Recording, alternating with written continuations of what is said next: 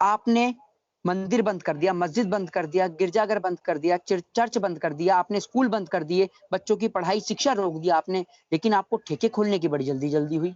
आपने दिल्ली के अंदर शराब के ठेके खोल दिए और तमाम जगहों पे आपने शराब के ठेके खोल दिए। क्या शराब आज इतनी जरूरी हो गई कि देश चल नहीं रहा? डॉक्टर संबित पात्रा, जो ट्रिलियन की इकोनॉमी का सपना देखते हैं, जो आज उनका सपना चूर-चूर हो रहा है, उन्हें ये नहीं पता कि ट्रिलियन में जीरो कितनी होती हैं, पर इकोनॉमी का सपना देखने में क्या जाता है। सपना दिखाने में सारे के सारे माहिर रहेंगे। मैं आपको बताना चाहता हूँ कि आप करोड़ों रुपया अपने सूट-बूट पे खर्च कर देते हैं, अपनी हवाई यात्रा पे खर्च कर देते हैं। क्या आपके पास इस देश के गरीब किसान के लिए, इस देश के गरीब मजदूर के लिए बजट नहीं है? ये बताइए। आप कह रहे हैं कि आत्मनिर्भर, तो नरेंद्र मोदी जी ज़रा ये बताइए कि अगर अमेरिका, ऑस्ट्रेलिया, चाइना या कोई भी अदर कंपनी अगर वैक्सीनेशन बनाती है कोरोना की, तो हमें उससे लेना है या नहीं लेना, या हमें आत्मनिर्भर बनना है? देखिए, पहली बात आपने कही कि लोग आपको चाहते हैं, तो पहली बात मैं उनसे कहूँगा कि ये एक ऐसा वायरस फैला है कि जो आपके लिए और हमारे लिए, सभी के लिए खतरा है। तो इसीलिए मैं पहले तो लोगों से कहना चाहूँगा कि अपने घर में सुरक्षित रहें और ठीक-ठाक रहें, स्वस्थ रहें। ये मेरी पहली लोगों से अपील है। दूसरी बात आपने कही कि 20 लाख करोड़ के पैकेज का प्रधानमंत्री नरेंद्र मोदी जी ने ऐलान करा है। उसके बाद आपने एक पॉइंट कहा कि उन्होंने कहा है कि आत्मनिर्भर बने। तो मैं आपको से पूछना चाहता हूँ कि आपने बात करी 20 लाख करोड़ के पैकेज की, तो ये बताइए कि वो 20 लाख करोड़ का पैकेज का क्या होगा? क्या वो पैकेज लोगों तक पहुँचेगा? उसका जो फ़ायदा है वो लोगों तक पहुँचेगा या नहीं पहुँचेगा? और आपने 20 लाख करोड़ की कही, तो मैं आपको बता दूँ, नरेंद्र मोदी जी ऐसे लोगों की मदद करते हैं कि बाएँ हाथ से दाएँ हाथ तक भी पता नहीं चलता और लोगों की मदद भी हो जाती है। ऐसा तो नरेंद्र मोदी जी मदद करते हैं। और आप कह रहे हैं कि आत्मनिर्भर, तो नरेंद्र मोदी जी ज़रा ये बताइए कि अगर अमेरिका, ऑस्ट्रेलिया, चाइना या कोई भी अदर कंपनी अगर वैक्सीनेशन बनाती है कोरोना की, तो हमें उससे लेना है या नहीं लेना, या हमें आत्मनिर्भर बनना है? मैं आपको बता दूँ भाई, मैं आपको पहले भी बताना चाहता हूँ और अब भी यही बोल रहा हूँ कि इस देश में गरीब मज़दूर तबका बहुत ज़्यादा परेशान है इस लॉकडाउन के दौरान। आप देख रहे हैं, आए दिन कहीं न कहीं से खबर आती है, कभी यूपी में खबर आती है, कभी कहीं से खबर आती है कि मज़दूरों के ऊपर बस चढ़ा दी गई, मज़दूरों के ऊपर ट्रेन चढ़ा दी गई। मज़दूरों का बुरा हाल है, वो अपने रोज़ी-रोटी के खातिर एक जगह से दूसरी जगह दिन-प्रतिदिन पलायन करते जा रहे हैं। वो देश की राजधानी को छोड़कर जा रहे हैं और पैदल जा रहे हैं। ये सबसे बड़ी बात है कि पैदल जा रहे हैं और पैदल जाते में जब उन्हें पुलिसकर्मी रोकते हैं, तो उनसे पूछते बाद में हैं, पहले उन पे लाठी चार्ज कर देते हैं, लाठी से उन्हें मारते हैं।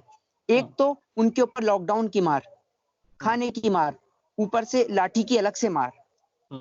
तो मोहित शर्मा जी, एक सवाल है कि एक जी, जी, जी। सोशल मीडिया पे एक वीडियो वायरल हो रहा है प्रधानमंत्री जी का, एक क्लिप है जिसमें वो कह रहे हैं कि जो हवाई चप्पल पहनकर चलने वाले लोग हैं, उनको हवाई जहाज का भी सफ़र कराएगी सरकार। उसको लेकर के आप क्या कहना चाहेंगे? क्योंकि अब हालात कुछ अलग तरीके से बदलते हुए नज़र आ रहे हैं, ठीक उसका उल्टा होता हुआ नज़र आ रहा है। देखिए, आपने प्रधानमंत्री जी की उस वीडियो की बात करी कि हवाई चप्पल पहनने वाला हवाई यात्रा का सफ़र करेगा। आज मैं आपको बता दूँ, लोगों के पैर में हवाई चप्पल भी नहीं छोड़ी है आपने। वो इस देश का मज़दूर वर्ग जिसकी आप बात कर रहे हैं, हवाई चप्पल पहनने वाला वर्ग, आज वो प्लास्टिक की बोतलें पैर में बाँधकर दिल्ली से लेकर राजस्थान तक पैदल जा रहा है, दिल्ली से लेकर यूपी, उत्तर प्रदेश तक पैदल जा रहा है। आप उसको हवाई यात्रा कराएँगे? आप विदेशों से हमारे देश के नागरिकों को फ्लाइट के ज़रिए, विमान के ज़रिए वापस ला रहे हैं, पर हमारे देश का जो मज़दूर वर्ग है, वो बेचारा पैदल चल के, साइकिल के माध्यम से यूपी, हरियाणा, उत्तर प्रदेश जा रहा है, पर हमारे देश की सरकार कोई उनके लिए सुविधा नहीं कर रही।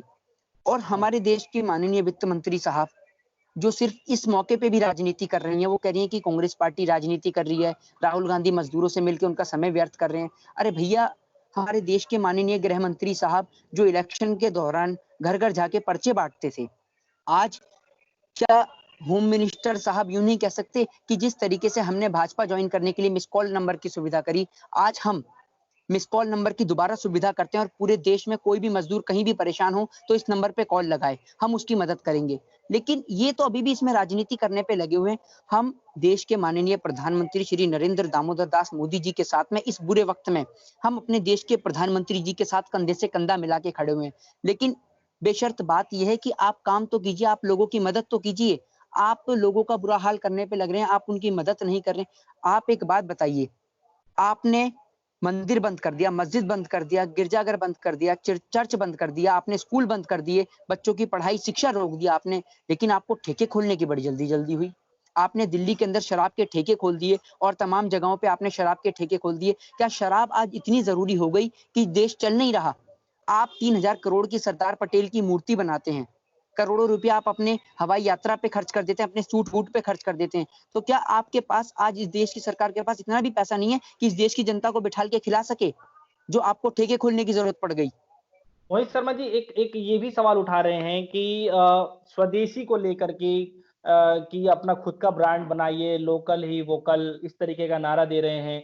उसको लेकर के आप क्या कहना चाहेंगे? देखिए, मैं आपको बता दूं कि जिस तरीके से इन्होंने पहले चलाया था डिजिटल इंडिया, डिजिटल इंडिया, आप आज हुँ, देख लीजिए डिजिटल इंडिया ऐसा है कि लोगों के अकाउंट से पैसे निकल जाते हैं, हज़ारों लाखों रुपए, ये तो इनका डिजिटल इंडिया ऐसा है। फिर इन्होंने डिजिटल इंडिया की बात करी, सब कुछ बाहर से आ रहा है, सब कुछ बाहर से आ रहा है। आपने सरदार पटेल की मूर्ति बनाई, उसका रॉ मटेरियल कहाँ से आया है सभी को पता है, आप मेक इन इंडिया बना रहे हैं। आप ऐसा कैसा मेक इन इंडिया बना रहे हैं? आप ऐसा कैसा लोगों को आत्मनिर्भर बना रहे हैं? भैया हमें ऐसा आत्मनिर्भर नहीं बनना कि इस देश का मज़दूर मरता चला जाए और ज़्यादा मर जाए। बहुत शर्मसार ये तस्वीरें होती हैं जब इस देश के अंदर हम लोग एक और तो चाँद के ऊपर रहने का सपना देखते हैं, पर हमारे देश के मज़दूर पैर के अंदर प्लास्टिक की बोतलें बाँध के जा रहे हैं। उनको खाने को रोटी नहीं है, उनको पानी की सुविधा नहीं है। एक व्यक्ति जो कुआँ खोद देता है पानी की तलाश के खातिर, कितनी शर्मसार ये तस्वीरें हैं, बहुत ही सोचने वाली बात है ये। हुँ। सर अभी बीजेपी का एक ट्वीट आता है कि मोदी सरकार के 6 साल बेमिसाल, इस तरीके से करके ट्वीट आ रहा है। तो आपको क्या लगता है कि किस वे में किया गया होगा ये ट्वीट? देखिए, मैं आपको बता दूँ 6 साल बेमिसाल, इनके इतने बढ़िया बेमिसाल साल हैं, बेमिसाल साल में सबसे ज़्यादा हुआ बुरा हाल, ये मैं आपको बता दूँ। इन 6 साल में इस देश की जनता घुट-घुट करके मर रही है। आप नोटबंदी लेके आए, नोटबंदी से आपने व्यापार को ठप करा, फिर आप जीएसटी लेके आए, व्यापार को ठप करा। इन्होंने आज देश की अर्थव्यवस्था की कमर पूरी तरीके से तोड़ दी है और आज उसकी कमर ऐसी तोड़ी है कि इस देश की अर्थव्यवस्था को खड़ा करने में एक बार फिर बहुत पुनः समय लग जाएगा। मैं आपको बताना चाहता हूँ कि आप करोड़ों रुपया अपने सूट-बूट पे खर्च कर देते हैं, अपनी हवाई यात्रा पे खर्च कर देते हैं। क्या आपके पास इस देश के गरीब किसान के लिए, इस देश के गरीब मज़दूर के लिए बजट नहीं है? ये बताइए। क्या हमारे देश की सरकार इतनी असहाय हो गई कि उसके पास मज़दूरों के लिए कोई बजट नहीं है? पर आप एक बात देखिए, जब आप दारू के ठेके को चालू कर देंगे, मंदिर मस्जिदों को बंद करके, भगवान की जगह जहाँ पूजा स्थल की जगह आप उसे बंद कर के जब आप ठेके चालू करेंगे, तो कैसे ये सब काबू में सवाल होगा?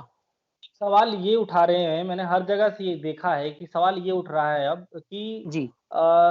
जो सरकार है, मोदी की जो सरकार है वो शहरों से जो भीड़ है वो गाँवों के तरफ आत्मनिर्भर बनाने के लिए उसको लेकर के प्लान ला रही है और इस पैकेज से भी कहीं न कहीं संकेत ये भी जा रहा है कि शहरों से भीड़ काफ़ी खाली हो, गाँव की तरफ पलायन करें और उसके हिसाब से काम करें, आत्मनिर्भर बनने की क्रिया करें। उसके हिसाब से पैकेज से ये भी संकेत आ रहे हैं, इसको लेकर आप क्या कहना चाहिए? वाक़ई में ऐसा आपको लगता है कि भीड़ कम देखिए, करने के लिए किया जा रहा है? आपने पैकेज की बात करी, मैं आपको फिर दोबारा से रिपीट करूँगा कि नरेंद्र मोदी जी कुछ इस प्रकार मदद करते हैं कि बाएँ हाथ से दाएँ हाथ को भी पता नहीं चलता और मदद भी हो जाती है। ये मैं आपको बता देता हूँ। इस प्रकार की मोदी जी मदद करते हैं। मेरे को तो ऐसा कहीं लगता है कि भैया 15 लाख की तरह कहीं अगर ये जुमला हुआ तो फिर क्या होगा? और एक हमारे माननीय भाजपा के प्रवक्ता जी हैं, डॉक्टर संबित पात्रा, जो ट्रिलियन की इकोनॉमी का सपना देखते हैं। जो हुँ। आज उनका सपना चूर-चूर हो रहा है, उन्हें ये नहीं पता कि ट्रिलियन में ज़ीरो कितनी होती हैं, पर इकोनॉमी का सपना देखने में क्या जाता है। सपना दिखाने में सारे के सारे माहिर हैं ये। भाजपा में पूरी भाजपा में होड़ लगती है कि कौन सबसे बड़ा और कौन सबसे ज़्यादा तगड़ा झूठ बोलेगा। इस देश की अर्थव्यवस्था सिर्फ बातों से और भाषणों से नहीं चलती। अगर भाषण से इस देश के तमाम लोगों का पेट भर जाता, तो मेरे ख्याल से नरेंद्र मोदी जी इतना भाषण देते हैं कि इस देश के तमाम लोगों को कमाने की ज़रूरत ही ना हो। देश के और विदेश के लोगों को कमाने तक की ज़रूरत ना हो, इतना नरेंद्र मोदी जी भाषण देते हैं। बातों से काम नहीं चलने वाला, ये समय है इस देश के गरीब लोगों की मदद करने का। जी, एक ये भी चल रहा है कि हम देख सकते हैं कि इस दौरान जो लॉकडाउन लगा हुआ है और जो इस आर्थिक मंदी में जो देखने का हमें मिल रहा है, इस महामारी के बीच में जी, काफ़ी जी। सारे ऐसे तस्वीर हैं जो विचित्र कर देते हैं, काफ़ी सारे ऐसे तस्वीर हैं। मज़दूर घर जाना चाहता है, जा नहीं पाता है, घर से निकलता है पैदल के रास्ते लेकिन एक्सीडेंट हो जाता है। तो इस तरीके से काफ़ी भयावह स्थिति देखने को मिली है, इसके लिए आप क्या कहना चाहेंगे, किसको ज़िम्मेदार मानते हैं आप? देखिए, मैं आपको एक बात बताना चाहता हूँ भाई, ये हमारे देश का दुर्भाग्य है कि अगर किसी एक बड़े बॉलीवुड की इंडस्ट्री के या किसी एक बड़े तमाम राजनेता के, किसी अभिनेता के एक कुत्ता भी मर जाता है ना, तो लोग सोशल मीडिया पे लगातार ट्रेंड करते हैं रिप डॉग करके।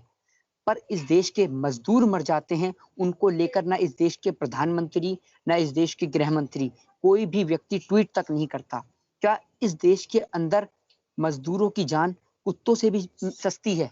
ये मानना है आपने। आज इस देश के मजदूरों की हालत ये कर दी कि वो बेचारा अगर घर से निकलता है रोटी के खातिर तो उसको पुलिस वाले मारते हैं, और अगर घर में रहता है तो भूख से मर जाता है। उसके पास और कोई ऑप्शन, कोई सॉल्यूशन ही नहीं बचता। अगर वो घर में रहेगा तो वो भूख से मर जाएगा, और अगर बाहर निकलता है तो उसको बीमारी का डर है। तो वो करे तो करे क्या बेचारा?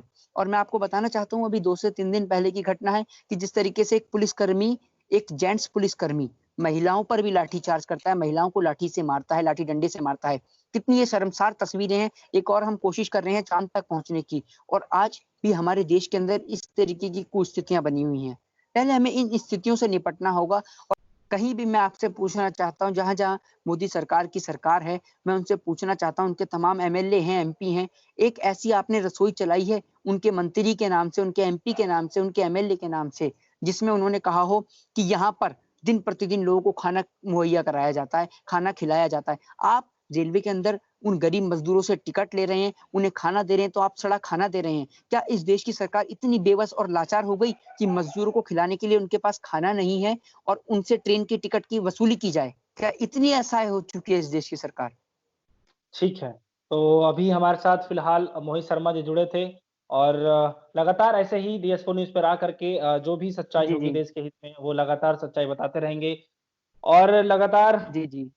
डीएस4 न्यूज़ का समय हो चुका है अभी आपसे अलविदा लेने का। बाकी और अन्य खबरों के लिए जुड़े रहिएगा हमारे साथ, देखते रहिएगा डीएस4 न्यूज़। धन्यवाद।